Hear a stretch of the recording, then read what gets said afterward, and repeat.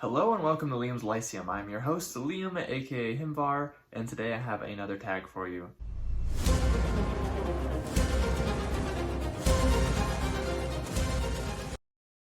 So this will be the name game book tag. I was tagged by Jonathan from Words in Time. I'll link his video below. And Jonathan has a much longer name than I do. I mean, considering my name's Liam, that's only 4 letters. But anyways, the point of this tag is to name a book that starts with each letter of your name. So of course I'll start with L and then go to M.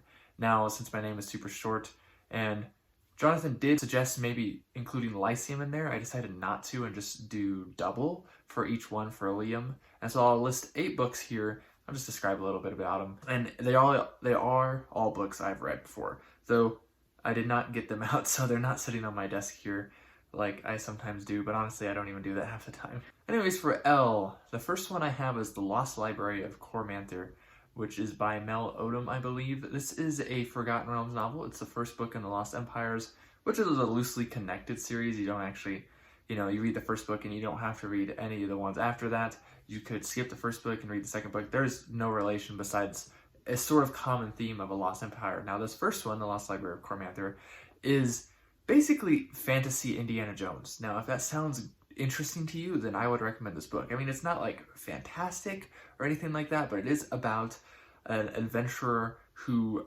unearths artifacts, basically, and he specifically involves the Lost Library, but it also takes, there's a part of the journey that goes to the bottom of the ocean. There is a part where they're in Waterdeep, another part where they're in Cormyr. It kind of goes all over the place, and it's pretty fun. I read this one last year, and it was a nice, different, high adventure take on the Forgotten Realms. The main character, though kind of a Mary Sue, does also have a companion pet, I believe, if I'm remembering correctly. I believe it's a type of bat or something, but it's been a minute. The other book I wanted to mention for L is Laughing Shall I Die by Tom Shippey, or Dr. Tom Shippey.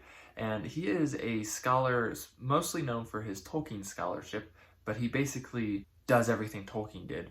And so he's a pretty smart guy. He's pretty old now, but awesome. If you ever find anything to listen to or read by him, highly recommend Tom Shippey. And Laughing Shall I Die is one of his more recent books. It's about, well, he describes it as like a death cult among Vikings, and super interesting. If you like Vikings, then I would highly recommend Laughing Shall I Die. The name of the book is actually referencing to Ragnar Lothbrok and his one of his quotes he had as he was dying, supposedly. So, super good book. But of course, that is also nonfiction, though. For I have 2 books here that are a little lesser known. I have Elusive Echoes by Eric Quartz and Lee French.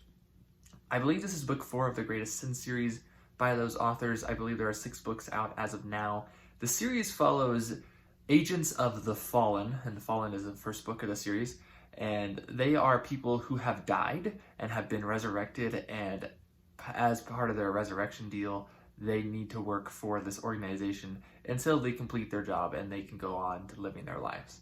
It's a very interesting concept. Our main character, Shivali, has a very interesting lore attached to her that's related to the world and this god that's sort of abandoned the people, and it's really interesting. Honestly, probably one of my favorite main characters ever. She just has so much personality and is super awesome, and it's just great stuff. But a lot of the books have mystery elements to them, and I believe Elusive Echoes does as well. But I would recommend reading The Fallen if that sounds interesting to you.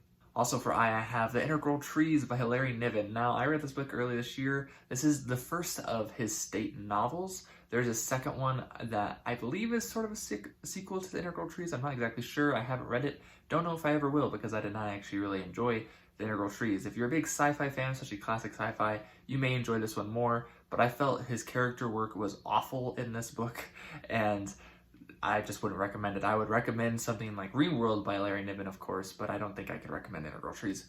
Cool setting, cool concept. The story is just lackluster, and the characters are pretty bad, so. And then for A, we have, first off, Ashes of the Tyrant by Erin M. Evans. Now, Evans was the first D&D novelist I ever read, and specifically she wrote Forgotten Realms novels. She wrote about 7 Forgotten Realms novels. 6 of those are part of the series The Brimstone Angels, and Ashes of the Tyrant, I believe, is book 5 in that series. It's also the book that I think has the coolest title and the coolest cover, so it manages to have two awesome things there. Besides just being a good tale, it is one of the few 5th edition D&D books, along with its sequel and the 2 prequels before that, while the first 2 books in the series are 4th edition D&D books. I really enjoyed these. It's more of kind of a YA because it follows they started that series as teenagers, 2 tiefling twins, and I believe in book 5, it mostly takes place in Tyranthir, which is the land of the Dragonborn, as the Dragonborn start going to war with Uther, which has been gone for about 100 years and has just returned, and they are led by a so-called god. So, super good stuff on that one. Another one for A is Against the Horde, which is commonly titled as Legend. I just like the title Against the Horde. When I read this, I actually thought the title maybe Legend Against the Horde or something like that would be a good title, but that's kind of a mouthful. And so I think either actually work pretty well, but super fun read, and love Legend, one of my favorite reads of this year. And it's just a great book overall. There's honestly not much else I can say about it. If you haven't read Legend by David Gemmell, or Against the Horde as I'm calling it here, which is the first US version for those unaware, it was called Against the Horde, but only the first US version. And I would recommend you go read it, like right now. Super short, nice heroic fantasy, very easy to read, and very good. And for M, I have another one that's not as popular. It's going to be Mistral by J. Lee Johnson. Now this is book 2 in Ed Greenwood Presents Waterdeep, and like The Lost Empire, they're a series of books that are not connected, but they're only thing not really connected by story or characters. The thing connecting them is, in this case, the setting of Waterdeep is our 4th edition era books. Again, in the case of Mistral, it takes place on the little like rickety false island of Mistral, which only existed during 4th edition, as far as I'm aware, and it is about a main character who has a perfect memory, though some of those memories are suppressed as they're pretty traumatic. And so it's a very interesting take on a hero's story, as the main character is a younger girl and not what you would typically think of an adventurer, but she does come into that role throughout a story of really being chased and driven from her old life. And then finally we have A Memory of Light for M as well, and that is, of course, book 14, the final book in the Wheel of Time. It's got this awesome Michael Whalen cover here, and I really enjoyed this book. It's actually not my favorite of the Wheel of Time, but I did appreciate the ending of the book, and it was still a good book. It was a good book. I mean, I'll just leave it at that. For those who have read A Wheel of Time, I'm sure A Memory of Light has a lot of bittersweet things in it. And I honestly, while I was left disappointed with a lot of stuff in The Wheel of Time, the ending was satisfying. Though it was a little sad that Jordan wasn't there to finish the book itself. The epilogue, I believe, was 100% written by Jordan. And that was honestly the best part of the books. That is the name game book tag for me. I'm not exactly sure who has or hasn't done this one.